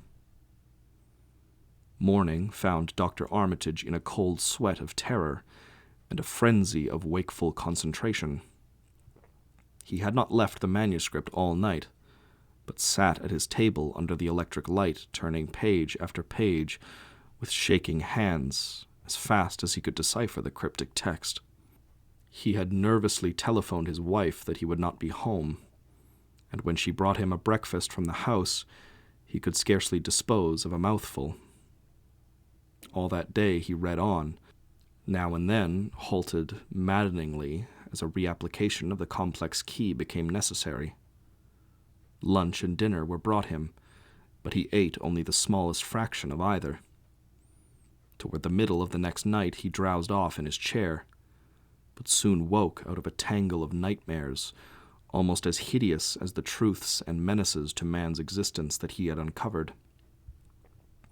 On the morning of September 4th, Professor Rice and Dr. Morgan insisted on seeing him for a while, and departed trembling and ashen gray. That evening he went to bed, but slept only fitfully. Wednesday, the next day, he was back at the manuscript, and began to take copious notes, both from the current sections and from those he had already deciphered. In the small hours of that night he slept a little in an easy-chair in his office, but was at the manuscript again before dawn. Sometime before noon, his physician, Dr. Hartwell, called to see him and insisted that he cease work. He refused, intimating that it was of the most vital importance to him to complete the reading of the diary, and promised an explanation in due course of time. That evening, just as twilight fell, he finished his terrible perusal and sank back exhausted. His wife, bringing his dinner, found him in a half-comatose state, but he was conscious enough to warn her off with a sharp cry when he saw her eyes wander toward the notes he had taken. Weakly rising, he gathered up the scribbled papers and sealed them all in a great envelope, which he immediately placed in his inside coat pocket. He had sufficient strength to get home, but was so clearly in need of medical aid that Dr. Hartwell was summoned at once. As the doctor put him to bed, he could only mutter over and over again, "But what in God's name can we do?" Dr. Armitage slept, but was partly delirious the next day. He made no explanations to Hartwell, but, in his calmer moments, spoke of the imperative need of a long conference with Rice and Morgan. His wilder wanderings were very startling indeed, including frantic appeals that something in a boarded-up farmhouse be destroyed, and fantastic references to some plan for the extirpation of the entire human race, and all animal and vegetable life from the earth, by some terrible elder race of beings from another dimension. He would shout that the world was in danger, since the elder things wished to strip it and drag it away from the solar system and cosmos of matter into some other plane or phase of entity from which it had once fallen, vigintillions of aeons ago. At other times he would call for the dreaded Necronomicon and the Daemonolatria of Remigius, in which he seemed hopeful of finding some formula to check the peril he conjured up. "Stop them! Stop them!" he would shout. "Those Watleys meant to let them in, and the worst of all is left. Tell Rice and Morgan we must do something. It's a blind business, but I know how to make the powder. It hasn't been fed since the 2nd of August when Wilbur came here to his death, and at that rate." But Armitage had a sound physique, despite his 73 years, and slept off his disorder that night without developing any real fever. He woke late Friday, clear of head, though sober with a gnawing fear and a tremendous sense of responsibility. Saturday afternoon he felt able to go over to the library and summon Rice and Morgan for a conference, and the rest of that day and evening the three men tortured their brains in the wildest speculation and the most desperate debate. Strange and terrible books were drawn voluminously from the stack shelves and from secure places of storage, and diagrams and formulae were copied with feverish haste and in bewildering abundance. Of skepticism there was none. All three had seen the body of Wilbur Whatley as it lay on the floor in a room of that very building, and after that, not one of them could feel even slightly inclined to treat the diary as a madman's ravings.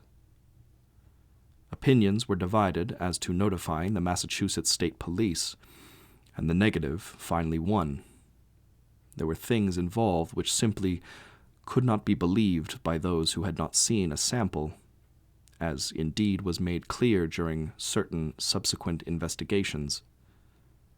Late at night, the conference disbanded without having developed a definite plan, but all day Sunday, Armitage was busy comparing formulae and mixing chemicals obtained from the college laboratory.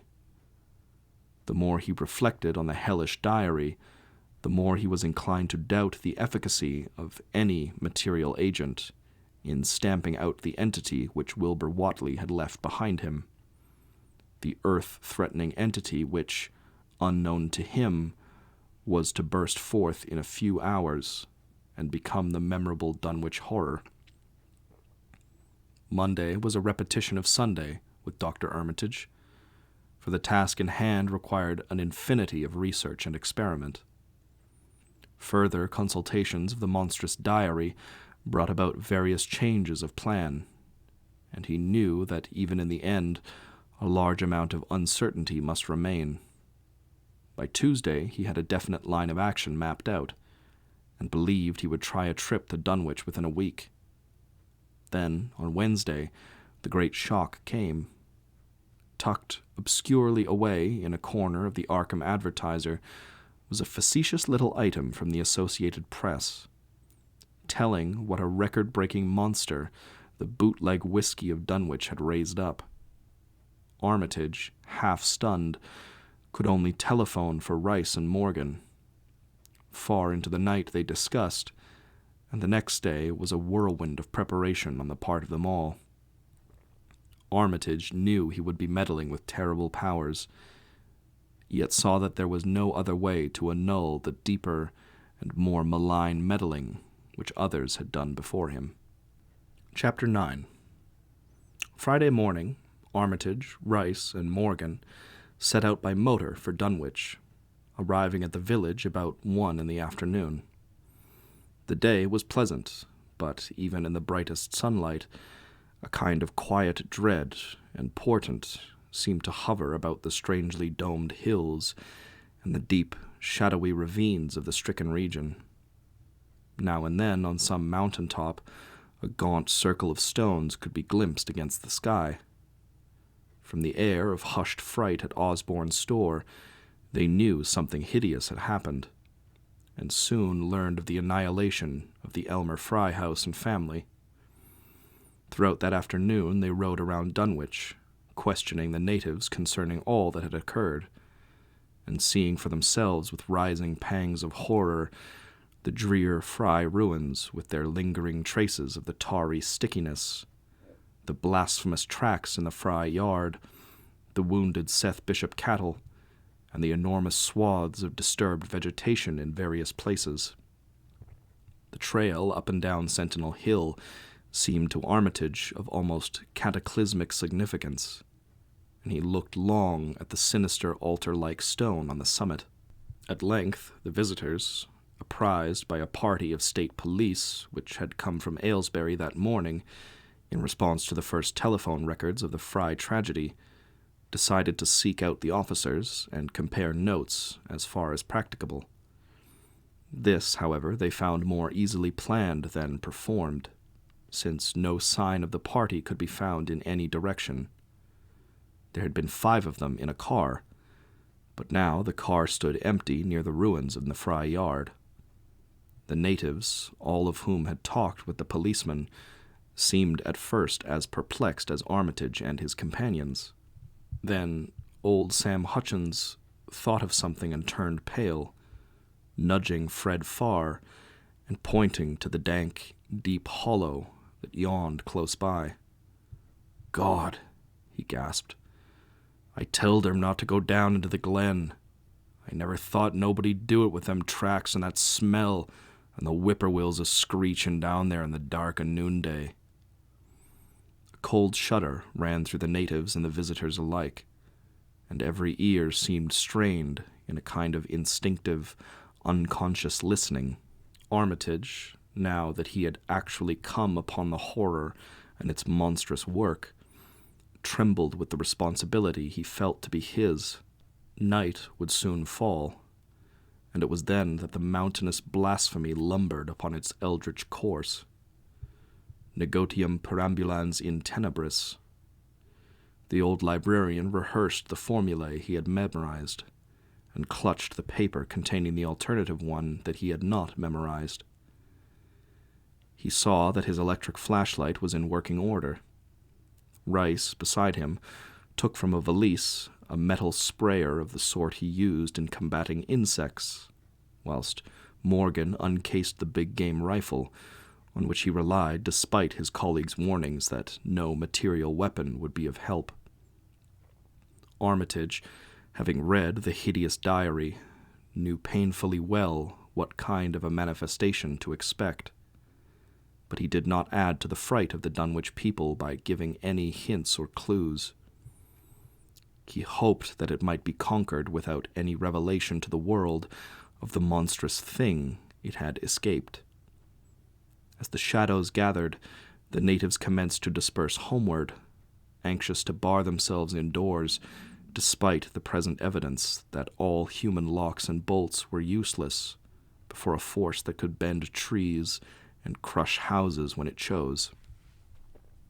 They shook their heads at the visitors' plan to stand guard at the Fry ruins near the glen, and as they left, they had little expectancy of ever seeing the watchers again. There were rumblings under the hills that night, and the whippoorwills piped threateningly.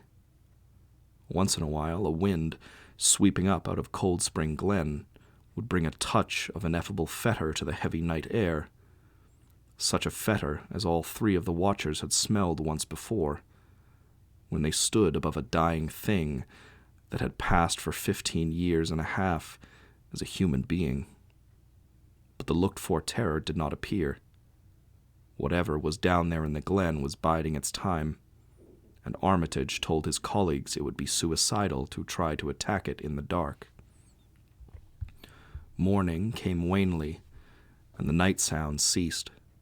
It was a gray, bleak day, with now and then a drizzle of rain, and heavier clouds seemed to be piling themselves up beyond the hills to the northwest. The men from Arkham were undecided what to do. Seeking shelter from the increasing rainfall beneath one of the few undestroyed Fry outbuildings, they debated the wisdom of waiting, or of taking the aggressive and going down into the glen in quest of their nameless, monstrous quarry. The downpour waxed in heaviness, and distant peals of thunder sounded from far horizons.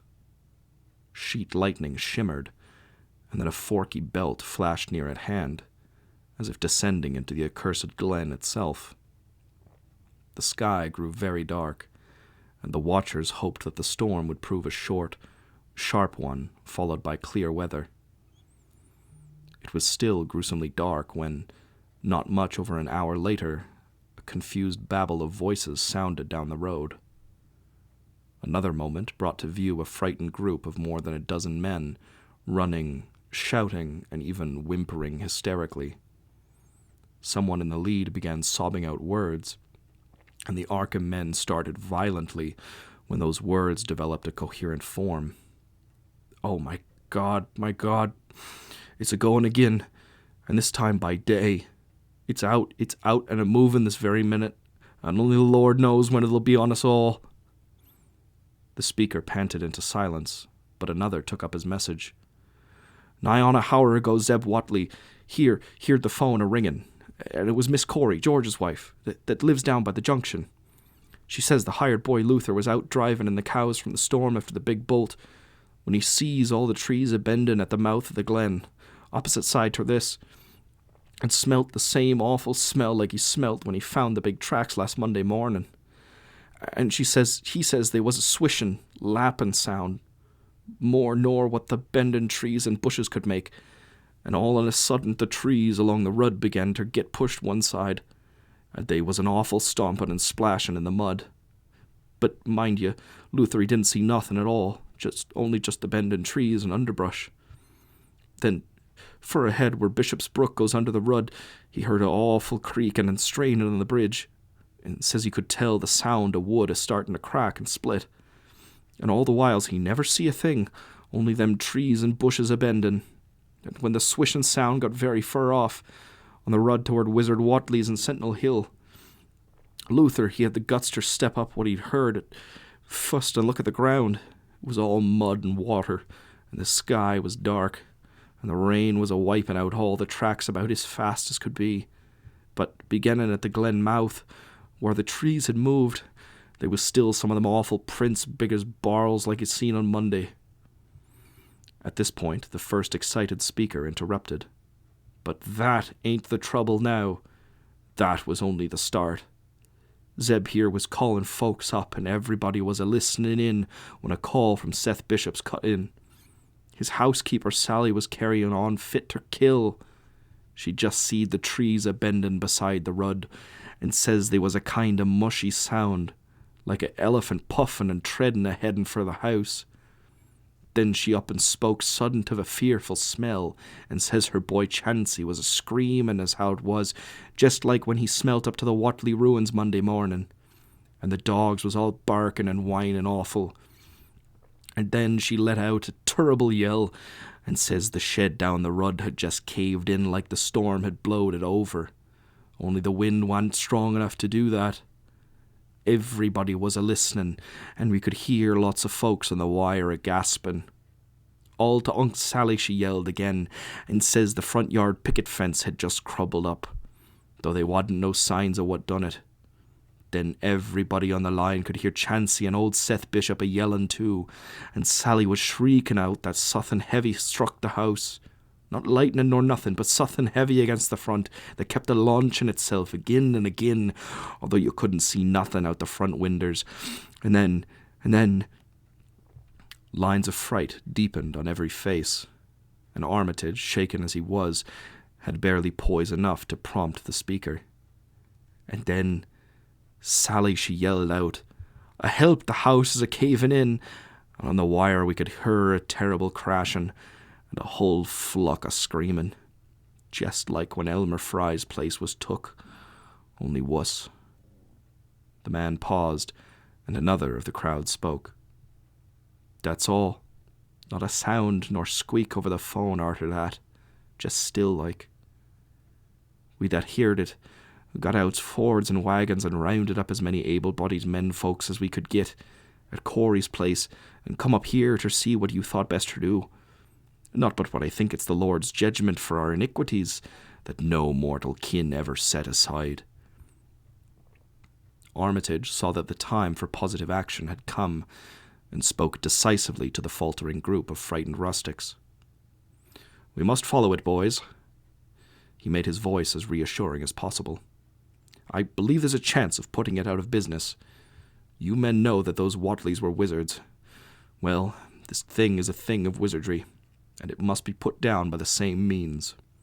I've seen Wilbur Watley's diary, and read some of the strange old books he used to read, and I think I know the right kind of spell to recite to make the thing fade away. Of course, one can't be sure, but we can always take a chance. It's invisible. I knew it would be. But there's a powder in this long-distance sprayer that might make it show up for a second. Later on, we'll try it. It's a frightful thing to have alive, but it isn't as bad as what Wilbur would have let in if he'd lived longer. You'll never know what the world has escaped. Now we've only this one thing to fight, and it can't multiply. It can, though, do a lot of harm, so we mustn't hesitate to rid the community of it. We must follow it, and the way to begin is to go to the place that has just been wrecked. Let somebody lead the way. I don't know your roads very well, but I have an idea there might be a shorter cut across lots. How about it?" The men shuffled about a moment, and then Earl Sawyer spoke softly, pointing with a grimy finger through the steadily lessening rain. I guess you can get to Seth Bishop's quickest by cutting across the lower meadow here, wading the brook at the low place, and climbing through Clary's mowing and the timber lot beyond. That comes out on the upper rud mighty near Seth's, a leetle t'other side. Armitage, with Rice and Morgan, started to walk in the direction indicated, and most of the natives followed slowly. The sky was growing lighter, and there were signs that the storm had worn itself away. When Armitage inadvertently took a wrong direction, Joe Osborne warned him and walked ahead to show the right one. Courage and confidence were mounting, though the twilight of the almost perpendicular wooded hill which lay toward the end of their shortcut, and among whose fantastic ancient trees they had to scramble as if up a ladder, put these qualities to a severe test. At length they emerged on a muddy road to find the sun coming out. They were a little beyond the Seth Bishop place, but bent trees and hideously unmistakable tracks showed what had passed by. Only a few moments were consumed in surveying the ruins just around the bend. It was the Fry incident all over again, and nothing dead or living was found in either of the collapsed shells which had been the Bishop house and barn. No one cared to remain there amidst the stench and tarry stickiness, but all turned instinctively to the line of horrible prints leading on toward the wrecked Whatley farmhouse and the altar-crowned slopes of Sentinel Hill. As the men passed the site of Wilbur Whatley's abode, they shuddered visibly, and seemed again to mix hesitancy with their zeal. It was no joke tracking down something as big as a house that one could not see, but that had all the vicious malevolence of a demon. Opposite the base of Sentinel Hill, the tracks left the road. There was a fresh bending and matting visible along the broad swath, marking the monster's former route to and from the summit. Armitage produced a pocket telescope of considerable power and scanned the steep green side of the hill. Then he handed the instrument to Morgan, whose sight was keener. After a moment of gazing, Morgan cried out sharply, passing the glass to Earl Sawyer and indicating a certain spot on the slope with his finger. Sawyer, as clumsy as most non-users of optical devices are, fumbled a while, but eventually focused the lenses with Armitage's aid. When he did so, his cry was less restrained than Morgan's had been. "God almighty! The grass and bushes is a-movin'. It's goin' up, slow-like, creepin' up ter top this minute. Heaven only knows what fur." Then the germ of panic seemed to spread among the seekers. It was one thing to chase the nameless entity, but quite another to find it. Spells might be all right, but suppose they weren't? Voices began questioning Armitage about what he knew of the thing, and no reply seemed quite to satisfy. Everyone seemed to feel himself in close proximity to phases of nature and of being utterly forbidden, and wholly outside the sane experience of mankind. Chapter 10.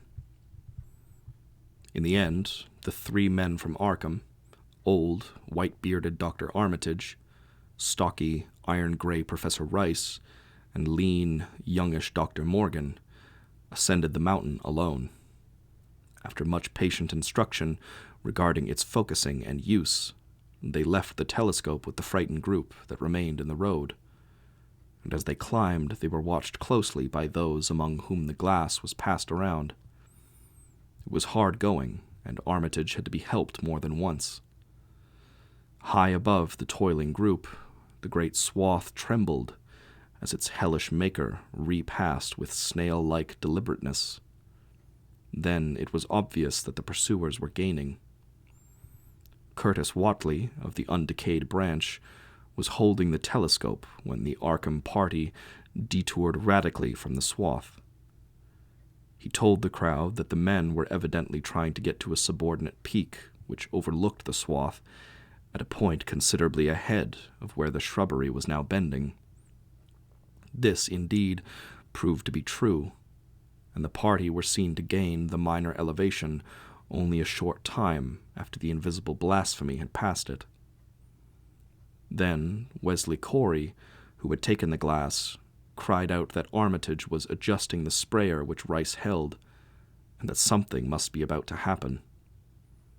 The crowd stirred uneasily, recalling that this sprayer was expected to give the unseen horror a moment of visibility. 2 or 3 of the men shut their eyes, but Curtis Whatley snatched back the telescope and strained his vision to the utmost.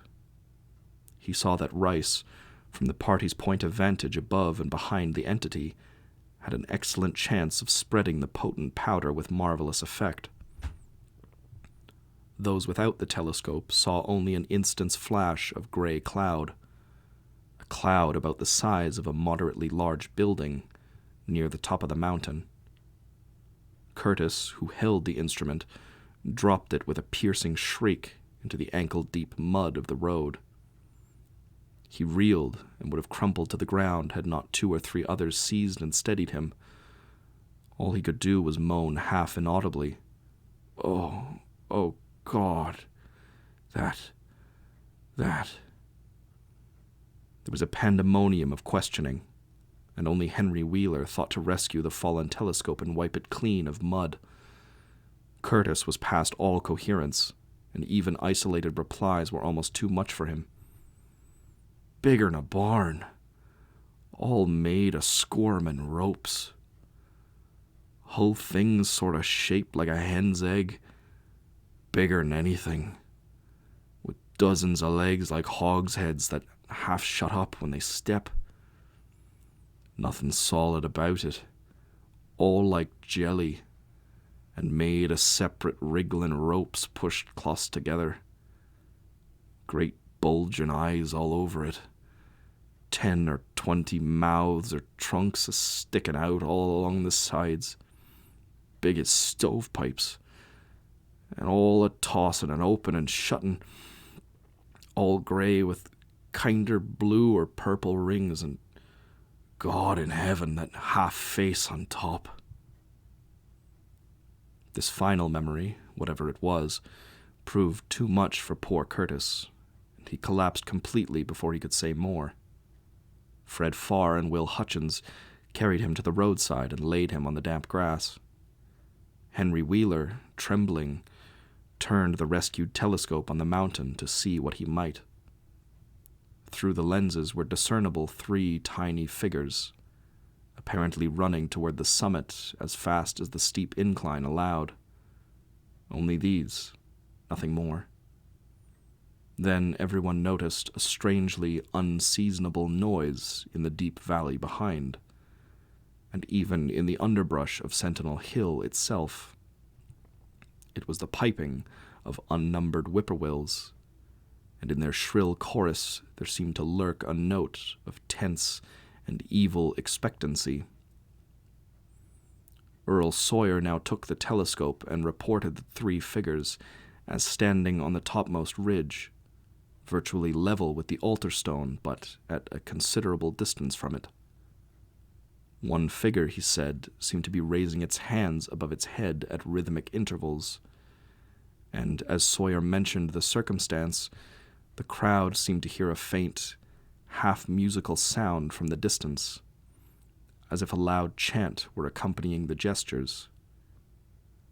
The weird silhouette on that remote peak must have been a spectacle of infinite grotesqueness and impressiveness, but no observer was in a mood for aesthetic appreciation. "I guess he's saying the spell," whispered Wheeler as he snatched back the telescope. The whippoorwills were piping wildly, and in a singularly curious irregular rhythm, quite unlike that of the visible ritual. Suddenly, the sunshine seemed to lessen, without the intervention of any discernible cloud. It was a very peculiar phenomenon, and was plainly marked by all. A rumbling sound seemed brewing beneath the hills, mixed strangely with a concordant rumbling which clearly came from the sky. Lightning flashed aloft, and the wondering crowd looked in vain for the portents of storm. The chanting of the men from Arkham now became unmistakable, and Wheeler saw through the glass that they were all raising their arms in the rhythmic incantation. From some farmhouse far away came the frantic barking of dogs. The change in the quality of the daylight increased, and the crowd gazed about the horizon in wonder. A purplish darkness, born of nothing more than a spectral deepening of the sky's blue, pressed down upon the rumbling hills. Then the lightning flashed again, somewhat brighter than before, and the crowd fancied that it had showed a certain mistiness around the altar stone on the distant height. No one, however, had been using the telescope at that instant. The whippoorwills continued their irregular pulsation, and the men of Dunwich braced themselves tensely against some imponderable menace with which the atmosphere seemed surcharged. Without warning came those deep, cracked, raucous vocal sounds which will never leave the memory of the stricken group who heard them. Not from any human throat were they born, for the organs of man can yield no such acoustic perversions. Rather would one have said they came from the pit itself, had not their source been so unmistakably the altar stone on the peak. It is almost erroneous to call them sounds at all, since so much of their ghastly, infrabass timbre spoke to dim seats of consciousness and terror far subtler than the ear. Yet one must do so, since their form was indisputably, though vaguely, that of half-articulate words. They were loud as the rumblings and the thunder above which they echoed. Yet did they come from no visible being.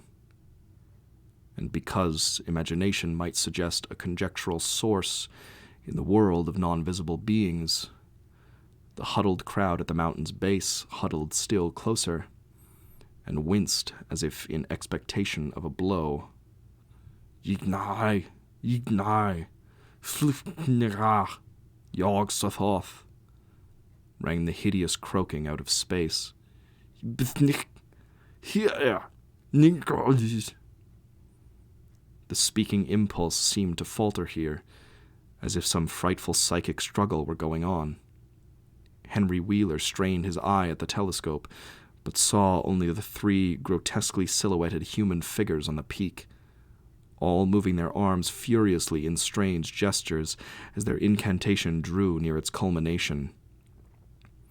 From what black wells of acherontic fear of feeling, from what unplumbed gulfs of extra-cosmic consciousness or obscure, long-latent heredity were those half-articulate thunder-croakings drawn? Presently they began to gather renewed force and coherence as they grew in stark, utter, ultimate frenzy.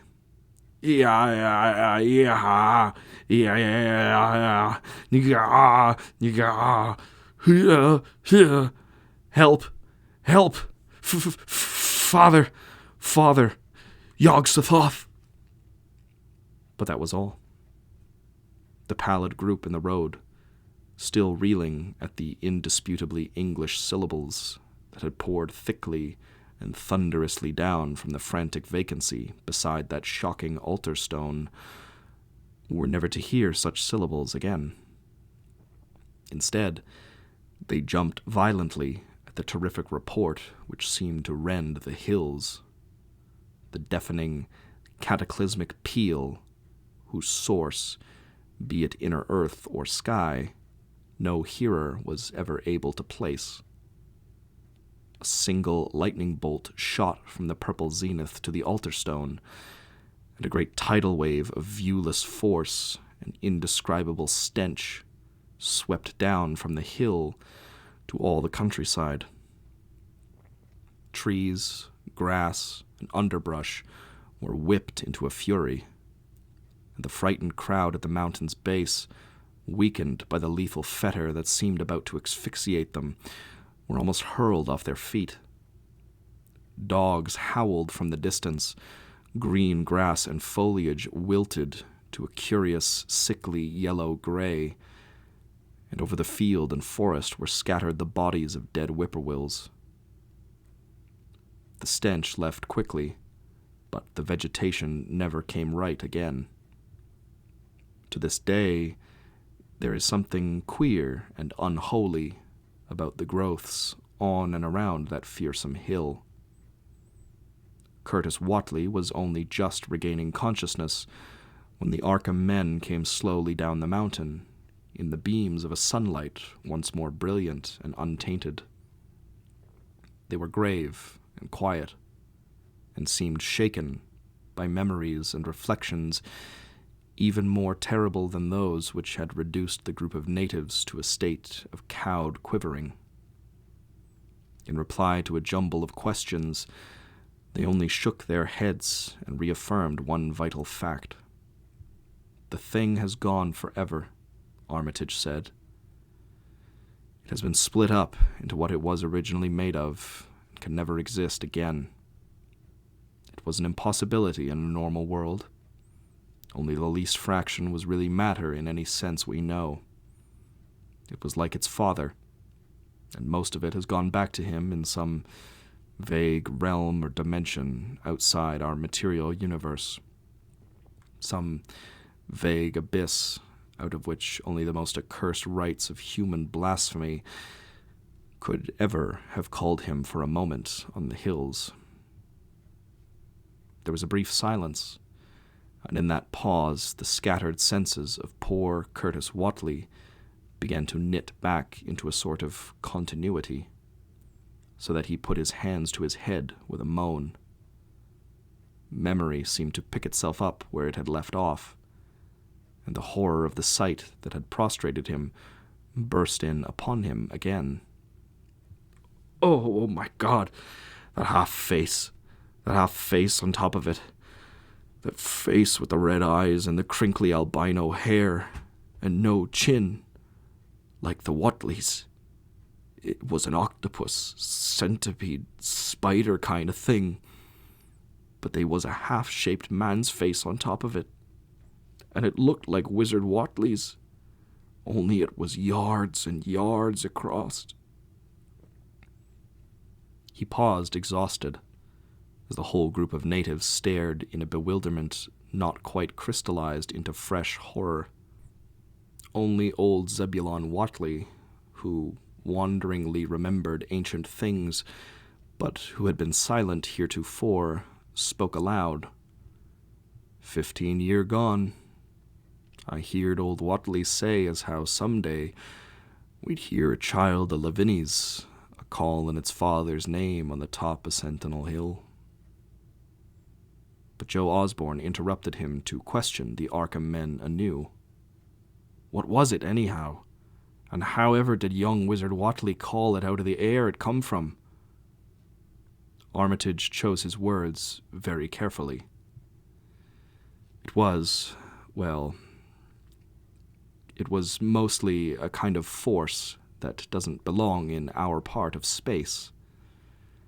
A kind of force that acts and grows and shapes itself by other laws than those of our sort of nature.